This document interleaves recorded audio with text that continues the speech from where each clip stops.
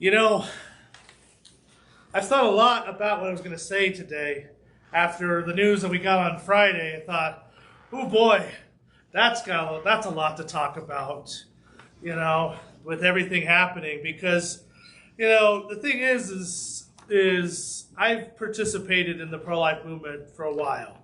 And I've marched at the March for Life 3 different times. I've been involved as best I can with different organizations, myself and my family and things like that. And I'm not turning this into something about me. I don't want it to come off that way.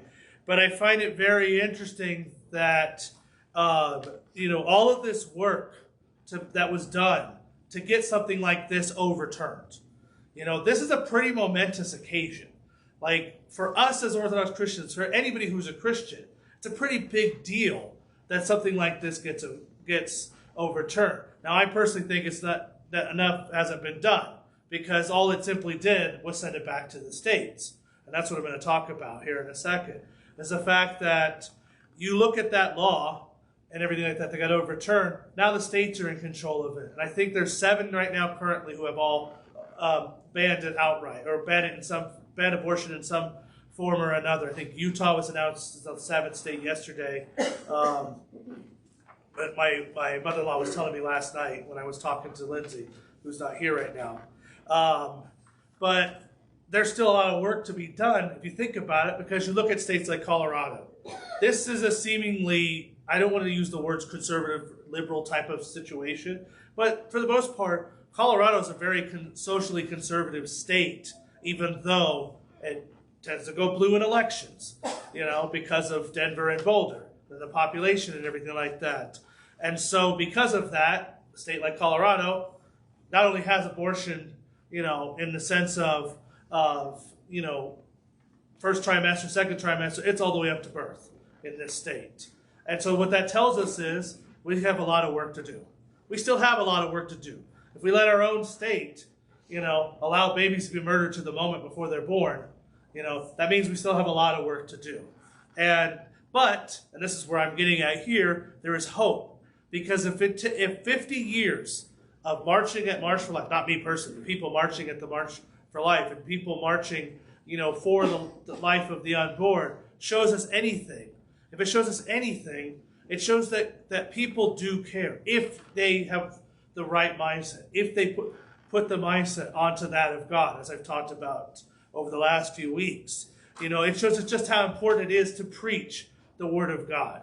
It shows us just how important, it is to not, I don't like you, I used this term last week, but I'm going to kind of hold back a little bit, because I said fight back against society. And a few people came to me and said, what do you mean fight? I don't mean it physically fight, but I mean that you have to confront society, because you can make a difference. That's the whole point. If you listen to the reading for both the epistle and the gospel this morning, in Paul's letter, he specifically says, that you have to do the things of God. You can't think if you just do your own thing, you're going to be fine. You have to do the things of God, or you're going to find yourself basically turned away. And Jesus basically says, I'm come to break you followers of me. Not just the apostles, but all of us. He says, you're no longer going to be fishers of, regular fishers can be fishers of men. You have a role. Every one of us as Christians has a role to go out there and preach the gospel, to fight back. Again, I know that word comes off word. To go back against the culture that wants to destroy everything that we believe in, wants to destroy the idea of reality in its sense. You think about it. I've said this already, but I'll say it again. This month is supposed to be Pride Month. Kind of the joke now is we get to say that now everyone has to remember this month is the month Roe v. Wade got turned over, right? We get a counteract on that. But it shouldn't be about getting one-ups on one another. It should be about preaching the gospel. And we have to kind of, counteract against that, because the culture is going to keep fighting back. What do we hear immediately after that legislation got overturned, or that court case got overturned? Companies coming out saying, if you're in a state that has abortions banned, then we'll cover your cost to go somewhere else. Why? Because it's culturally okay for those companies to say that. I guarantee you, because those companies don't care about that. They don't care about those issues. I guarantee you, if it leans more the other way around, those companies would have been actually saying, we're gonna actually help, we're gonna put money towards pregnancies. We're gonna put money towards pregnancy centers and not towards helping people helping women make, their travel expenses. They wouldn't be saying the other thing, because all they care about is money. And they know that the culture is going to, where they sign up with the culture is going to get them the most money. That's how corporations work, right? So we still have a lot of work to do. We still have to go out there. We still have to preach the gospel. We still have to go out there and interact with our brothers and sisters and show them that this is who Jesus Christ is. And we can't just take this little victory and think, oh, this is great. See, the world is starting to side with us. Because I guarantee you they're not. They're not. In fact, if anything, it's going to cause people to even more fight back. Because the devil who knows he's already lost, and this is the biggest key here, the devil who already knows he's lost is going to fight back even more now. Because he's been exposed. He's been exposed as the loser. He's literally the guy who knows he's lost the ball game and goes out there and throws a pitch and knocks out a star player because he knows he can't win, but at least he'll get a little victory out of it. I said this a while back during Holy Week, and that's kind of the way the devil is at right now. The devil's been exposed over this, and now we have to basically reinvigorate ourselves and go out there and fight even more for life, even more for those who are suffering. Be even a bit more of a Christian. This isn't just a momentary thing. This is a continual thing. This is why I so often, over the last few weeks, and I did last year, and I'll continue to do up until, and even past, have harped so much on why it's important to participate in our booth at fair. So important, because the world needs to hear who Christ is. The world needs to see who Jesus Christ is. Last year at our booth, we were given an award for the best use of space.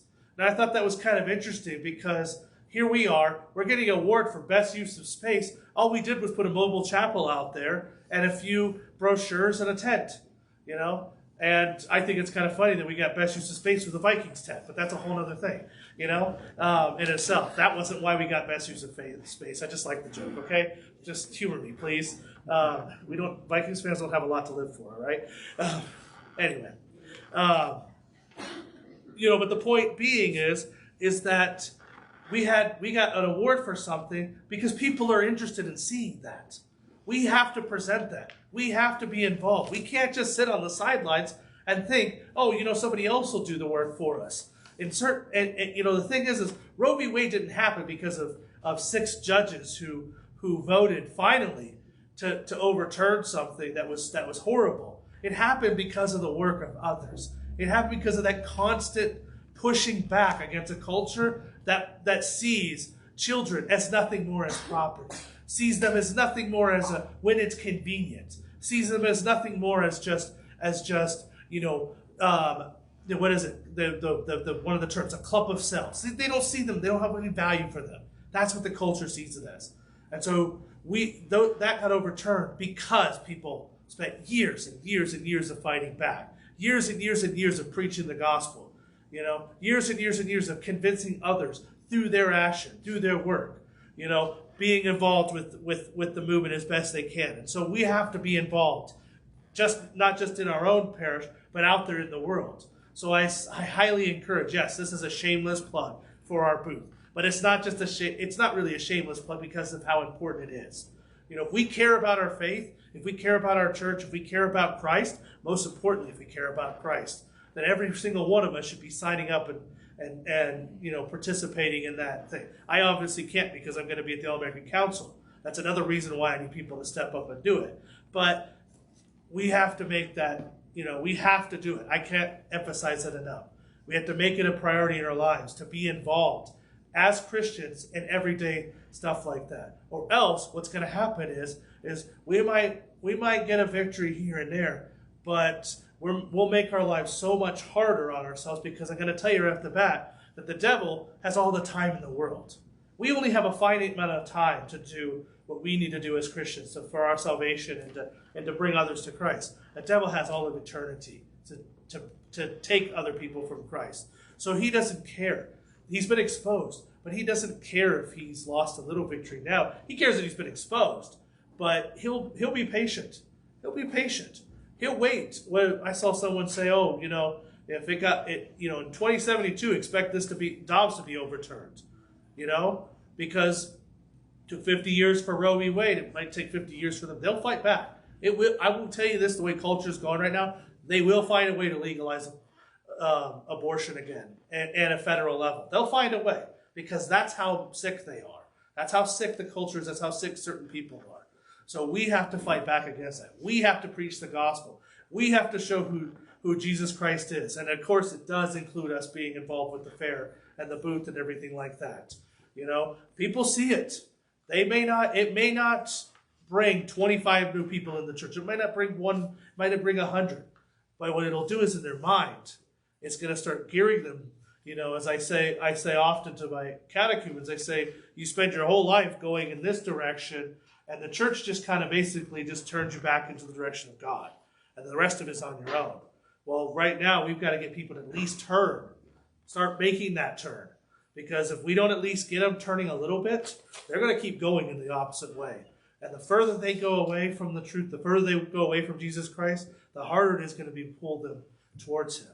So it's on to all of us to, of course, celebrate this wonderful, wonderful thing of Roe v. Wade being overturned. But it's even more on all of us to take that as a sort of a call to arms, so to speak, to go out there and preach the gospel of Jesus Christ, and show others who Jesus is. Show them who the creator of all, who loves every single child is.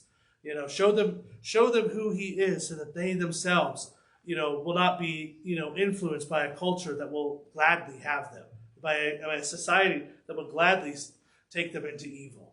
Be the good in the world. Amen.